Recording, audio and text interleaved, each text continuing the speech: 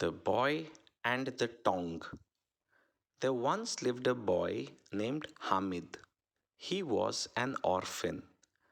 Hamid lived with his old grandmother. Even though they were poor, the boy used to be happy. One day, a little away from the village, a fair had been set up. Hamid requested his grandmother if he could go. Grandma said, I can't let you go alone, Hamid. There will be a big crowd at the fair. Many children often get lost. Don't worry, Grandma. I will be back safely, replied Hamid. My friends will be there with me.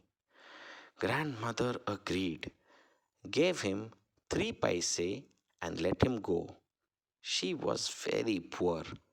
Hamid left for the fair with other boys. They sometimes walked and sometimes ran. On the way, they saw many big buildings, a college, and an art museum as well. Then they came to a sweet shop and a toy shop. Here, there were many kinds of toys, and the boys started to buy them. Hamid only had 3 paise. He thought, how can I buy such costly toys? If they fall from my hands, they will surely break. If they fall in water, they will lose their color. What is the use of such toys? He was also in no mood to have sweets. Hamid walked a little ahead.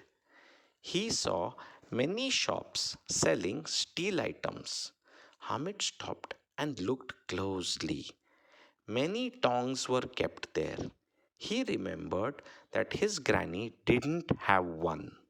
Her hands used to get burnt while removing rotis from the hot pan.